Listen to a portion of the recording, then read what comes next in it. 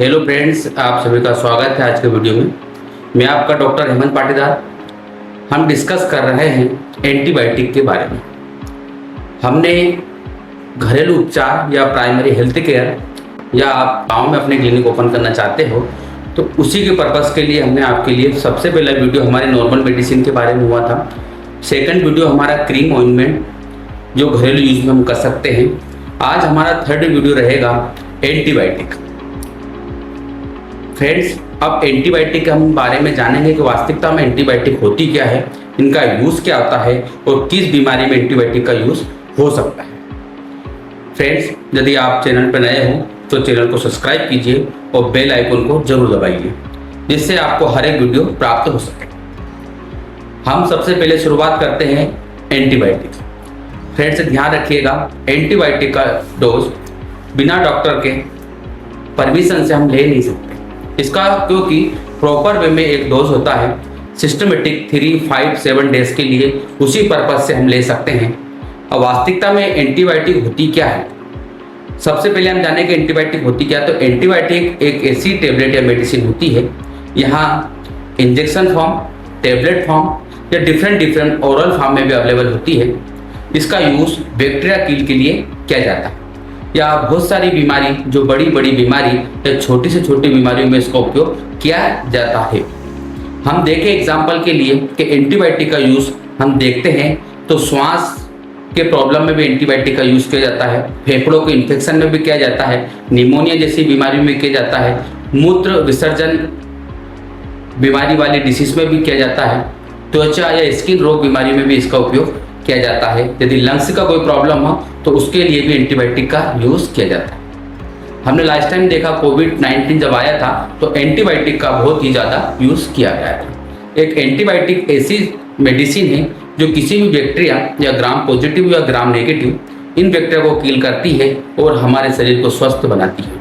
लेकिन दोस्तों, ज़्यादा दिन तक हम एंटीबायोटिक का यूज़ भी नहीं कर सकते। इसके कारण कई डिसीज़ का हमको भी सामना कर सकता है, हो सकता है, या कई बार इसे साइड इफेक्ट छोड़ती है मेडिसिन, जिससे हमारे इम्यून सिस्टम बहुत कमज़ोर हो जाता है। यदि मैं आपको एंटीबायोटिक के बारे में बात करूं फ्रेंड्स, यदि हमें सबसे पहली मेडिसिन, हम नॉर्मल मेडिसिन के बारे में बात करेंगे जो हम घरेलू उपयोगी या प्राइमरी हेल्थ केयर के लिए सबसे ज़्यादा उपयोगी होती है। मैं आपको क्लासिफिकेशन बेस पे तो नहीं बता रहा हूँ, मैं आपको कॉमन यूज़ के लिए बता रहा हूँ। बाकी आपको डॉक्टर से सजेशन लेना बहुत ही ज़रूरी रहेगा। यह हमारा थर्ड पार्ट रहेगा वीडियो का। यदि मैं सबसे पहले बात करूं ऑफ्लॉक्सासिन एंटीबायोटिक, दोस्तों ऑफ्लॉक्सासिन 200 mg में अवेलेबल रहता है। यहाँ सिरप फॉर्म में बच्चों के लिए अवेलेबल है। इसका यूज़ हम देखते हैं तो निमोनिया या कोल्ड कफ में इसको किया जाता है। दोस्तों ध्यान रखिएगा, एंटीबायोटिक इसका डोज 3 से 5 डेज तक रेगुलर लेना पड़ता है। ये हुई हमारी ऑफ्लॉक्सासिन। इसी के बाद मैं बात करूँ मोक्सोफ्लॉक्सासिन। मोक्सोफ्लॉक्सासिन फ्रेंड्स 400 mg में अवेलेबल है। इसका डोज दोस्तों पर डे 400 mg रहता है। इसे हम दिन में 400 mg तक ले सकते हैं। इसका यूज़ भी हम निमोनिया, श्वास वाली अस्थमा पेशेंट भी इसको ले सकता है। इसका यूज़ आँख वाली इन्फेक्शन में भी किया जा सकता है या कॉमन कोल्ड या कफ में भी हम कर सकते हैं। फ्रेंड्स, मोक्सोफ्लॉक्सासिन यहाँ आई ड्रॉप में भी अवेलेबल रहता है, ऐसा ड्रग है। ये एंटीबायोटिक टेबलेट के रूप में भी अवेलेबल रहता है। इसके बाद में थर्ड एंटीबायोटिक के बारे में बात करूं तो सिफिक्सिम। फ्रेंड्स, सिफिक्सिम 50 mg, 100 mg, 200 mg में अवेलेबल रहता है। यहाँ सिरप फॉर्म में भी अवेलेबल है। इसका कॉमन यूज़ कोल्ड कफ में भी कर सकते हैं या अनेसरी फेफड़े में इन्फेक्शन, निमोनिया, लंग्स डिसीज या सांस नली में प्रॉब्लम या सांस में इन्फेक्शन या आपको कॉमन कोल्ड कफ बना रहता है तो इस मेडिसिन का भी यूज़ हम 200 mg का कर सकते हैं। सिफिक्सिम 200 mg। यहाँ इसका डोज फ्रेंड 200 से 400 mg पर डे, इसे हम सुबह शाम ले सकते हैं 200 mg को। इसका डोज हमको 3 से 5 डेज तक रेगुलर लेना रहेगा। फ्रेंड ध्यान रखिएगा, एंटीबायोटिक यदि हम मेडिसिन ले रहे हैं तो इसका डोज प्रॉपर करना बहुत ही ज़रूरी है। यदि इसको हम पूरा प्रॉपर नहीं करते तो ये हमारे इम्यून सिस्टम को कमज़ोर करने लगता है। इसके बाद मैं एंटीबायोटिक के बारे में आपसे बात करूँ तो हमारा रहेगा सिप्रोडोक्सिन। दोस्तों, सिप्रोडोक्सिन 200 mg में अवेलेबल रहता है या 100 mg में भी अवेलेबल है। यहाँ बच्चों के लिए सिरप फॉर्म या सस्पेंशन फॉर्म में भी अवेलेबल रहता है। यह इन्फेक्शन के लिए सबसे अच्छी मेडिसिन होती है। इसका यूज हम कॉमन कोल्ड, कफ, लंग्स इन्फेक्शन या मूत्र विसर्जन में होने वाली समस्या या बोले तो मूत्र इन्फेक्शन और या स्किन वाली प्रॉब्लम में भी इसका हम यूज कर सकते हैं। इसका mg पर डे यदि मैं एडल्ट के लिए बात करूं तो 200 से 400 mg हम पर डे इसको ले सकते हैं। इसका डोज भी हमको रेगुलर करना पड़ेगा। 3 से 5 डेज तक इसका डोज रहेगा। मैं इसके बाद यदि आपको एंटीबायोटिक की मैं बात करूं तो हमारी नेक्स्ट एंटीबायोटिक रहेगी सेफोरोक्सिम। दोस्तों यहाँ बहुत हेवी ड्रग होता है।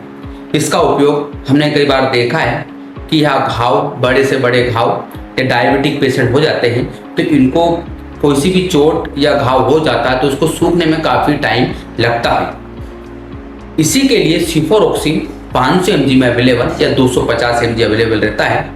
इसका डोज यदि हम रेगुलर करते हैं तो यहाँ एक ऐसी ड्रग है जो हमारे बॉडी में थोड़ा साइड इफेक्ट कम छोड़ती है और शुगर, डायबिटिक पेशेंट वाले या हार्ट पेशेंट वाले या नॉर्मल पेशेंट यदि बड़े से बड़े घाव हो तो यदि हम इसका डोज 5 से 7 दिन तक रेगुलर करते हैं तो यहाँ बड़े से बड़े घाव को सुखा देती है। इसकी मैं डोज की बात करूँ तो 250 mg 500 mg में अवेलेबल है। इसका ब्रांड नेम सिफाकाइन, सेप्टम, अदर ब्रांड आते हैं जो नियर वाली मेडिकल या केमिस्ट्री पे मिल सकता है। दोस्तों ध्यान रखिएगा इस मेडिसिन का यूज हम विदाउट प्रिस्क्रिप्शन से नहीं कर सकते। ये कई बार हमें बॉडी में साइड इफेक्ट्स भी करने लगता है। इसका 500 से 1000 mg पर डे डोज रहता है। इसको 5 से 7 डेज तक हमको लेना पड़ता है। ये हुई हमारी एंटीबायोटिक के बाद। इसके बाद मैं आपको नॉर्मल एंटीबायोटिक के बारे में बात करूँ, अमोक्सिसिलिन।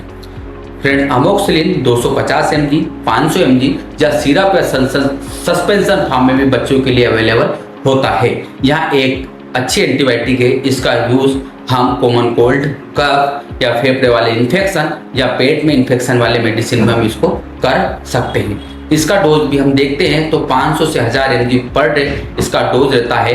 इसका ब्रांड नेम यदि हम बात करें तो मॉक्स 250 mg या 500 mg रहेगा। इसका डोज भी हम 3 से 5 डेज तक रेगुलर ले सकते हैं। इसके बाद में एंटीबायोटिक के बारे में आपसे बात करूं, यदि आपको ज़्यादा इन्फेक्शन हो चुका है या आपका कोल्ड या कफ ज़्यादा या निमोनिया बन चुका है, हम कई बार टेस्ट कराते हैं और हमारा WBC बढ़ता है तो हम ऐसी मेडिसिन के बारे में बात कर रहा हूँ जिसको यदि हम 5 से 7 दिन तक लेते हैं तो यहाँ बहुत ही कारगर सिद्ध हो।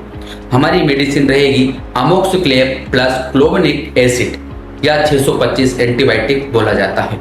इसका ब्रांड नेम अमोक्सिक्लेव 625 या क्लेवाम 625 इसका ब्रांड नेम रहेगा। यहाँ लंग्स इन्फेक्शन, फेफड़े इन्फेक्शन, पेट का इन्फेक्शन, मूत्र में इन्फेक्शन या स्किन प्रॉब्लम जैसी डिसीज में या फुंसी फोड़े हमारे शरीर पर होते हैं तो उसके लिए बहुत कारगर मेडिसिन सिद्ध होगी। एंटीबायोटिक अमोक्सिक्लेव क्लोवेनिक एसिड यहाँ 625 mg में अवेलेबल रहती है। इसमें अमोक्सिक्लेव 500 mg और क्लोवेनिक एसिड 125 mg में पाई जाती है। फ्रेंड, यहाँ 375 mg में भी अवेलेबल रहती है। अब तो ऐसा होगा कि 1000 mg में भी अवेलेबल होने लगी है क्योंकि बॉडी को एंटीबायोटिक का यूज बहुत ज़्यादा होने लगा है। इसके कारण एंटीबायोटिक हमारे शरीर में रेजिस्टेंट होने लगी है। इसके कारण एंटीबायोटिक का डोज भी ज़्यादा लेना पड़ता है। यहाँ अमोक्सिक्लेव 625 घाव के भरने के लिए बहुत ही अच्छा एंटीबायोटिक सिद्ध हो सकता है। इसको 3, 5, 7 डेज तक इसका डोज रहेगा एडल्ट के लिए। या ज़्यादा प्रॉब्लम हो तो आपको नियर डॉक्टर से कंसल्ट करना बहुत ही जरूरी रहेगा। यदि इसके बाद मैं बात करूं आपकी एंटीबायोटिक के लिए तो एजिथ्रोमाइसिन 250 mg या 500 mg यहाँ सस्पेंशन फॉर्म या टेबलेट फॉर्म तीनों में अवेलेबल है। दोस्तों ध्यान रखिएगा, एजिथ्रोमाइसिन का यूज हम थ्रोट इन्फेक्शन, कॉमन कोल्ड या चेहरे पर होने वाले एक्ने पिंपल्स या हमारे शरीर में होने वाले इन्फेक्शन में इसका यूज किया जा सकता है। यहाँ 250 mg और 500 mg में अवेलेबल रहेगा। फ्रेंड्स ध्यान रखिएगा, इसका ब्रांड नेम एजी 250 mg या 500 mg सिप्ला का ब्रांड रहेगा। अदर मेडिकल स्टोर पे भी है अवेलेबल है। फ्रेंड्स मेरा आपसे निवेदन रहेगा, एंटीबायोटिक का डोज हम विदाउट डॉक्टर के परमिशन से नहीं ले सकते। मैंने आपको नॉर्मल इन्फॉर्मेशन के लिए यहाँ वीडियो बनाया है। दोस्तों मैं आपको प्राइमरी हेल्थ केयर के ऐसे ही वीडियो लाता रहूँगा। यदि दोस्तों आप चैनल पे नए हो तो चैनल को सब्सक्राइब कीजिए और बेल आइकन को जरूर दबाइए जिससे आपको हर एक वीडियो मिलती रहे। Thank you.